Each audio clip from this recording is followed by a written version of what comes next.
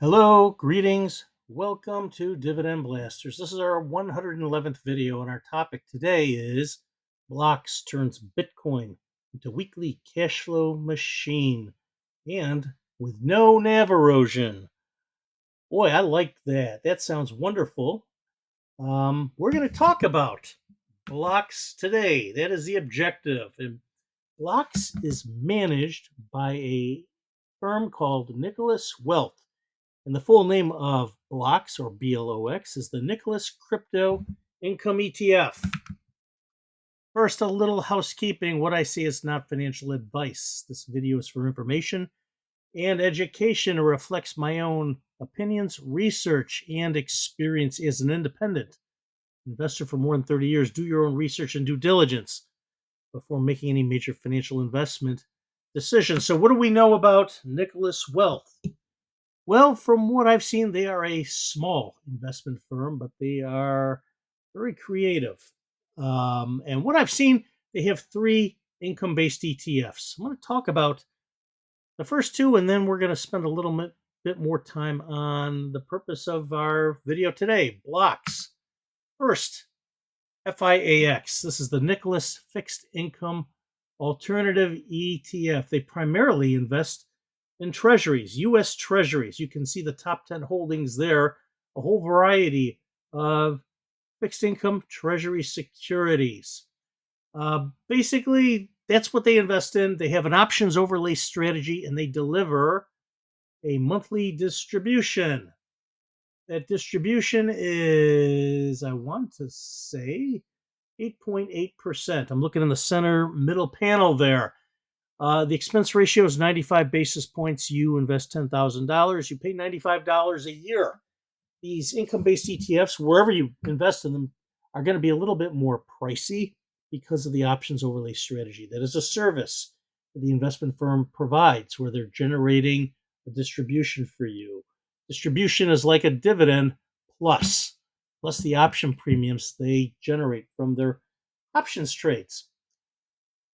Okay, and one other thing I'd mention is the assets under management. Not huge. They've been around, I want to say, almost 3 years. 155 million. It's respectable. It's a smaller firm, but this is a specialized um, ETF. And not everybody invests in income-based ETFs, but they're becoming more popular. The covered call ETFs, especially. All right, next one. Nicholas Global Equity and Income ETF, or GIAX. This one is a little different, but it's kind of the same. So instead of investing in treasury securities, they are investing in global equities. And you can see the top 10 holdings, a bunch of ETFs. Vanguard Information Technology ETF, Vanguard Midcap Growth ETF, Vanguard S&P 500 ETF. I own that one. Vanguard Dividend Appreciation ETF. Vanguard Small Cap ETF, Freedom 100 Emerging Markets ETF, Global X Defense Tech ETF. You get a nice mix of different ETFs with exposures to lots of great companies in there. And Vanguard is really one of the best, one of the biggest, number two after BlackRock, really, as far as size. Also, they invest in NVIDIA, in Palantir, and Taiwan Semiconductor. This one is also a monthly payer, and the expense ratio is 93 basis points. This is a smaller fund, 73 million assets under management. That yield is wow, 25.11%. That is high. I'd be interested in looking deeper, and I haven't done this because that's not the focus of today, what the total return is for this. I would imagine that the total return is higher than that distribution yield, but we will see another day. My focus, however, is to go to the next one, Blox, the Nicholas Crypto Income ETF. Like the other two, you're getting exposure to some kind of asset indirectly, and it's primarily going to be through ETFs. You see the ETFs in the top 10 holdings, but also there are some companies. And those companies are primarily crypto industry companies. So crypto mining companies, blockchain companies. That's what they're investing in. What's different? You're going to get a regular distribution, but it's not monthly. This one is actually weekly. And I do like that. I am intrigued by that. Full disclosure, I invest in Bitcoin. I own Bitcoin. I also own this income-based ETF. I've only had it for like a couple of weeks. I have a couple others that I've owned longer. I've owned IBIT from uh, BlackRock for many years, and that gives you direct exposure to Bitcoin, but also BTCI, which is kind of like this. It's an income-based ETF managed by Neos Investments, and that also provides indirect exposure. Uh, Similar, but also a little bit different, and I'll talk about that in a little bit.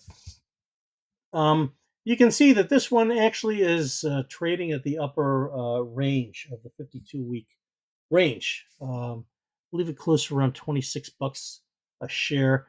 Uh, Expense ratio is a little higher, 103 basis points. For you invest $10,000, you pay $103 a year, and you're paying for that options overlay strategy.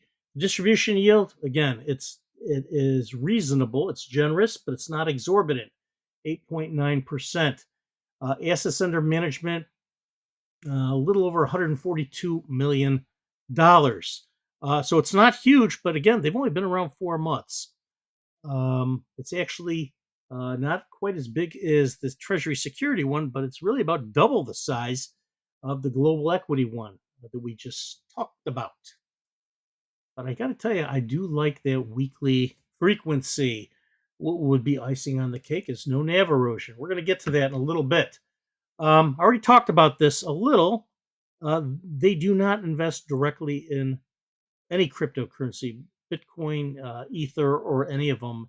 It's indirect, and they do this through ETFs, but also through companies that work in that industry that will likely own uh, some of those cryptocurrencies like Bitcoin, maybe mining companies, blockchain companies. They will definitely own those. That's how they're getting their exposure. Their focus really is this is an income based ETF. They want to deliver a weekly distribution, but they also don't want to sacrifice any price appreciation. All right. So I talked about what this is exposure to Bitcoin and Ether, plus the companies in the crypto industry and that weekly distribution. These are some of the companies that they have exposure to. Um, I'm going to show you the top 10. I actually did a couple slides ago, but these are basically, they have like 90 holdings. A lot of those holdings are actually options trades, options contracts. But beyond those top 10, there are other companies that you'll see these in, like Tesla and Block. I already talked about Robinhood. TerraWolf I didn't mention, but that's in there. Strategy used to be known as MicroStrategy, and we all know that um, they are very well known for having a lot of acquisition of Bitcoin on their balance sheets. Riot, of course, NVIDIA, which is at the epicenter, really leading the way in the AI revolution because of their phenomenal GPU chips.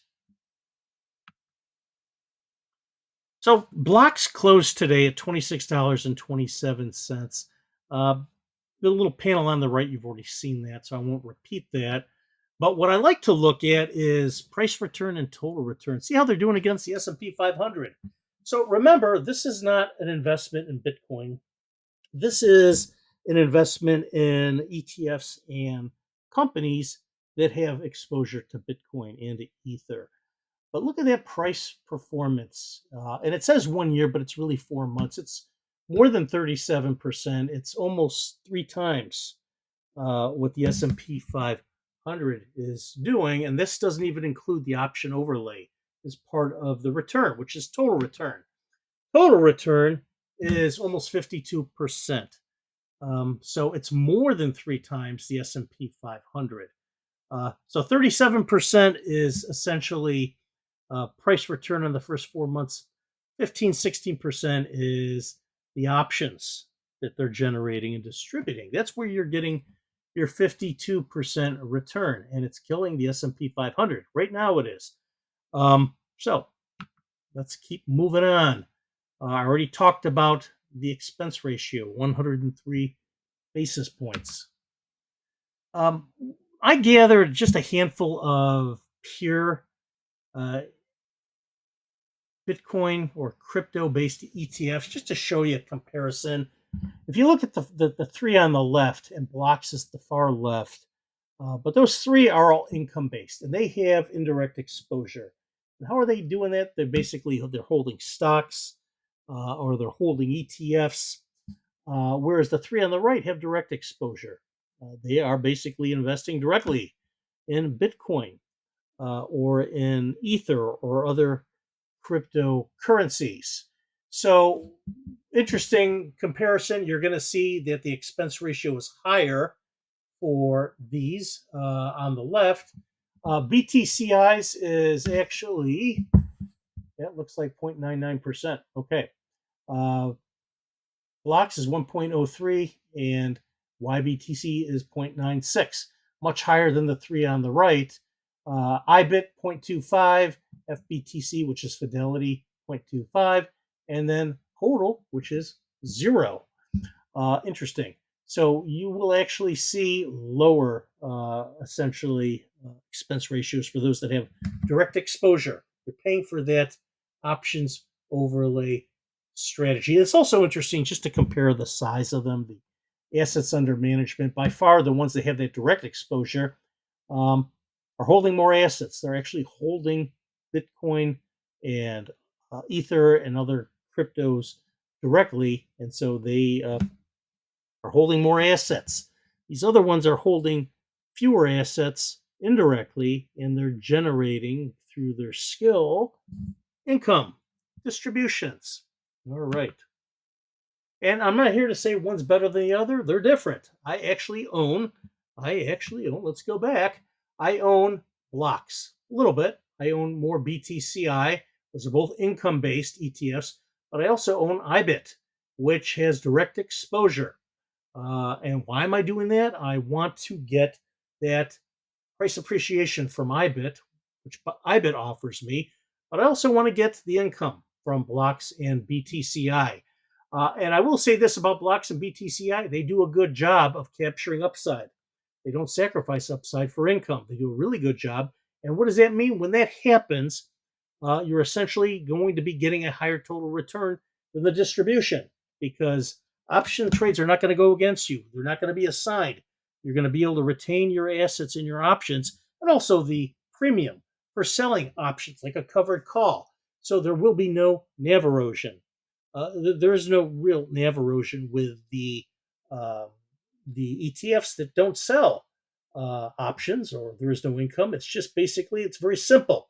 They are mimicking performance of an asset or an index, if you will. So the options is what you pay for. It's a little more pricey.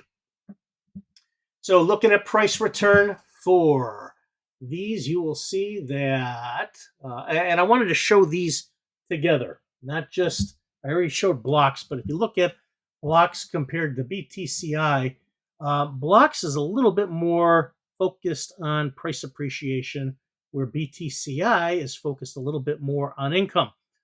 One's not right, one's not wrong. They are just different. I'll tell you what I do find to be wrong. I think that YBTC, which is the Roundhill one, I don't like to see a negative price appreciation in a asset like Bitcoin, and Bitcoin has been doing very well. That tells me two things. That tells me they're over distributing and they are probably not capturing enough premiums from their options trades. They're selling call options probably too close at the money or in the money, and they're being assigned and they're missing upside. That's why that happens. And then you have NAV erosion. So Blox and BTCI, okay, they're different. When you look at the three on the right, you'll notice that the price return is very similar. They're all about 65, 66%. They're mimicking essentially the actual price return of real Bitcoin. So those are going to have, they're going to be more sensitive to movements of that cryptocurrency asset, Bitcoin, versus like Blox or BTCI, which are more cushioned. They're actually less sensitive to price movements, and they are also cushioning price movements or volatility with the distribution. It's just how it works. So I would say keep in mind Blox and BTCI. Blox is outperforming price over BTCI. Let's look at total return. Wow, look at that. Total return, BTCI has come up to 56%. Blox is 51.6%. That's a nice difference, but it's not huge. But what that's telling me is that BTCI is making up for the lack of price performance against Blox with the distributions, the options premiums. They're very, very, very good at generating options. They're focused on a little bit more on income, but they're also getting good upside. That's why you have a 51% or 56% total return. Blox is actually getting more of their return from price appreciation, and they're getting less of it from income. This is really just a matter of preference. And so one's not better than the other. They're different. I like them. YBTC from Roundhill, 42% looks like a great total return. But remember, you're getting that, I think, at the expense of the NAV or the net asset value. You probably have NAV erosion. It looks to me like they're over distributing. So I would say, sometimes when you see a really high total return, there's something called masked NAV erosion. And that's basically, it's hard to tell what the actual NAV is just by looking at total return or even by looking at a NAV chart. And those things are kind of tricky because there is a lot of churning back into the fund, typically with distributions. A lot of folks that own, you know, these funds that over distribute, they're basically dripping back into the fund. So that has a tendency to pump up essentially the NAV and the total return. But ultimately, that works in the short term, but in the long term, that actually can work against the investor because ultimately, folks will see that negative price return and they'll say, hey, wait a minute, what am I doing? And they will likely start to pull out, and you're going to see a precipitous decline in NAV, but also in total return. I like to look at total return because I think it's a simple, easy rule of thumb to tell whether there's NAV erosion. I don't see NAV erosion with Blox. I certainly don't see it with BTCI. You're not going to see NAV erosion with these three on the right because they do not have an income strategy. They're basically all price appreciation. So they're not parsing out any of the assets or collecting premiums. It's just total price return. And you also notice that the total return is identical here to what it was in the previous slide, all in the mid 60s with price return. Okay, it's identical. When there is no distribution, there's no difference between price return and total return. So here you can just look at the distributions for each of these side by side. Again, the three on the right, there is no distribution, so it's all blank. Looking at the distribution yield trending 12 months, and again, you're looking at Blox, which is really only 4 months. It's probably closer to what BTCI is generating, but it's going to be a little bit less, I would imagine, because that's just 4 months of data. So they're layering on what the distribution is percentages each month. They've done it for 4 months, so that's my sense of this. YBTC, that distribution is really high. I think it's a little too high, and we already showed what the price performance was, and it was negative. And for something mirroring something like Bitcoin, that tells me they're over distributing.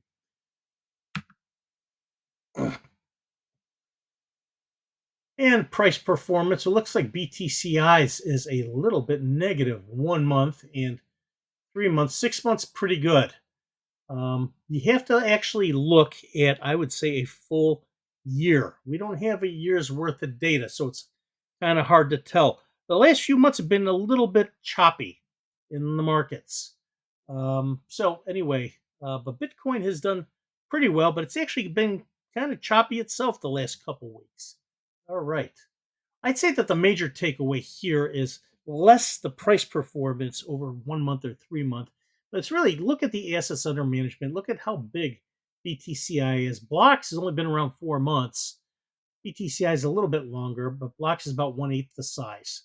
But for 4 months, that's actually pretty good. 139, $140 million. YBTC is very big for these income based, almost 300 million. But when you look at the more direct exposure ETFs, those things are all in the billions, especially IBIT, close to $100 billion, more than 91 billion. Fidelity's 23 billion, and VanEck total 2 billion. All right. And I already talked about the closing price and the distribution yield. It's around 8.9%. This says 8.77. It's about the same, just depending on what part of Seeking Alpha gets updated. Some things get updated daily, some things get updated weekly. So you might see a little bit of difference, but it's really immaterial here. And here's just a distribution dashboard. The 8.9% so far in 4 months, that comes to about $2.33 for 4 months. That's like 17 or 18 cents a week per share. So you can kind of, project out what is that for 12 months. That's probably $7 or $8 a year. And I would imagine that the distribution yield will probably be, I don't think it's going to be as high as BTCI because I think these guys are a little bit more focused on price appreciation than BTCIs, which is a little bit more focused on income. But I think it's going to be definitely higher than 8.9%. It'll probably be in the high teens, low 20s. That's my guess. And this is a weekly payer. Here's just a detailed list of holdings, and you can read these. I'm not going to read through all these, but you can see that the top ones are ETFs, VanEck, HODL, Fidelity's, FBTC, BlackRock's ETHA, which is an Ethereum ETF. And then you start to have companies that are in the blockchain, the crypto mining world, like IREN, Galaxy, Riot Platforms, Hut 8, Robinhood, which is a full-fledged financial exchange like Charles Schwab, but it's much, much newer. A lot of young people like it. And I am impressed. I think that they are going to be as big or bigger than Charles Schwab in the future. I own shares, just so you know, I own shares of uh, IREN, Riot, Hood, uh, Cipher Mining, Mira Holdings, of course, Taiwan Semiconductor, Coinbase, I own that, NVIDIA. I don't own Strategy. I probably won't buy it. It's kind of pricey now. I do own CoreWeave, and we know that CoreWeave as a partner, a junior partner of NVIDIA. NVIDIA has huge holdings in CoreWeave. And then after the Circle Internet Group, everything else is essentially options, call options, put options, all meant to generate um, premiums so they can pass these on in distribution. Most of our calls, some of them are puts that are used to essentially, you know, manage downside risk. Uh, they do put spreads. I'll talk about that in a little bit. So, what is their strategy? They call it a three-leaf strategy. They have something called an equity sleeve, and that's basically crypto-related companies that I already mentioned that they invest directly in. A crypto sleeve, which are basically the ETFs, and those are the top three holdings. I already mentioned those at the very top of the detailed holdings and the top 10 holdings. And then they have the options overlay strategy where they're generating income, trading options. And how are they doing this? They're doing this through a couple different ways. They're selling call options on their holdings of the companies, the crypto mining companies and the blockchain companies. They sell options on Coinbase and on Riot platforms and on Block and on others. And they're generating income. And ideally, what they're trying to do, and they're doing a pretty good job, is they're selling call options, they're collecting the premiums, they're setting strikes, uh, a decent amount outside of the money to avoid assignment. And when option contracts are assigned, the shares are called away. And when that happens, you will keep your premium, but you will miss upside because when shares are called away, they're sold. You've sold at a strike price at a profit, Hopefully, hopefully, or you're in the wrong business. But if they've been assigned, very likely, 99.9999% likely, uh, that market price is going to keep going, and you've missed that additional uh, price appreciation. So they do covered calls on their stock, but they also do something called put spreads on those ETFs, those crypto ETFs. They sell put spreads on essentially two of their ETFs, VanEck Bitcoin ETF or HODL, and BlackRock's Ethereum Trust ETF or ETHA. And what is a put spread? I want to explain this a little because not everybody may know what that is, but it's basically selling a put option where you're collecting a premium and you are setting a higher price. And then you are also buying a put option at a lower strike price, and you're essentially paying a smaller premium. So you're actually collecting less premium by doing this put spread. But what you're doing is you're kind of it's kind of a way of like insurance against assignment, and it's pretty interesting, and it can be effective in the right circumstance. So people do this because they want to limit downside of prices of actual Bitcoin or Ether, and these are very, they're very volatile assets. You're not investing in Johnson and Johnson here. A couple of things about Blox. They do not have direct crypto holdings. They do not, have digital wallets. They do not own Bitcoin or Ether. They don't do that. Instead, they are investing in companies that have direct exposure and ETFs that have direct exposure. They're avoiding some of the regulatory risks, the custody risks of having a wallet, having a digital key, those types of things.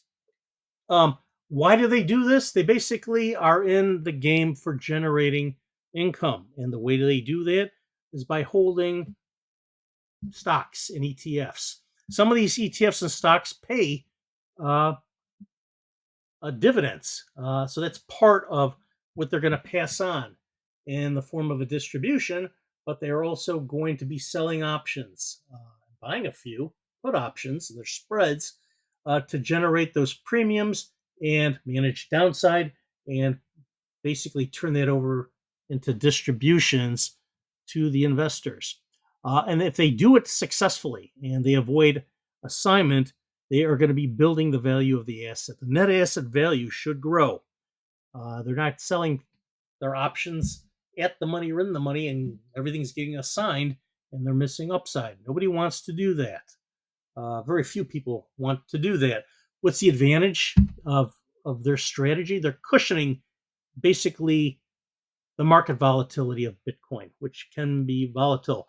As you know, if you hold an ETF like this one, which is income based, it's going to move a little bit, but it's going to be much more gentle, and you're managing your downside risks with that distribution.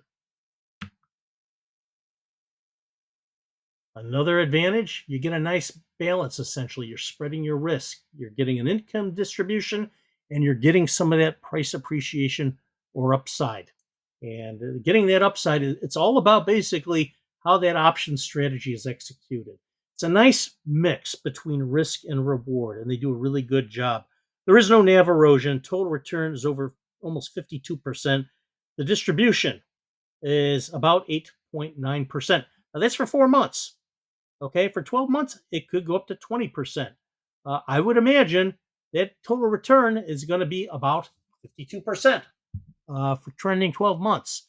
But it's it may be a little bit volatile. There's no guarantee. It's past results are not a guarantee of future results. But I am telling you that as of today, there is no NAV erosion on Blox.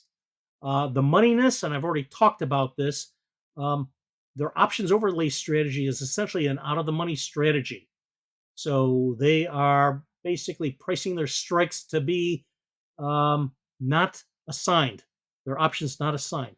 Uh, they also have, in addition to their cover calls, they have the put spreads that are basically managing that risk, that downside risk. I already talked about that, but you can read this. That's really how this essentially works. What are some of the risks? Well, guess what? It's an active managed ETF, and managing options strategy is hard work. And if it's done incorrectly, um, those options trades can erode your returns and drain your net asset value. Nobody wants to do that. There is still some risk with exposure to crypto, but it's much less. Um, and that basically through the indirect exposure to the blockchain companies or the Bitcoin ETFs, but it's much less. But it's something worth mentioning. One thing I will mention is that the expense ratio, it's a little bit on the high end. It's over 1%. There are cheaper ones out there, but this is a little bit different of a Bitcoin ETF. So I have 20 shares. I'm happy with it. I'm going to watch it, but I own a few others. And folks, that is it. I hope you found this to be useful, informative, and enjoyable. And I hope you enjoyed it. And if you would, give us a like, share the video with a friend, hit the notification bell so you'll know when the next video comes out. And we would love for you to subscribe to our channel. We are on other platforms, so you can read about interesting, insightful investment content, dividend content, distribution content on X, Instagram, and Facebook. We are Dividend Blasters. Before we close, a friendly reminder that as an affiliate partner of Seeking Alpha, I can offer you discounts to the premium membership, the Alpha Picks membership, as well as the bundle, which is a little bit of both. For premium, you'll get a 7-day free trial. And I want to say a $30 discount. If you want to cancel after 6 days, go ahead. But I think you'll actually like it. I actually have been a subscriber to both of them for many years. You get a little bit more of a discount with Alpha Picks, where you're going to get 2 free picks every month. Both, you get even a bigger discount. You can see the QR codes and the links.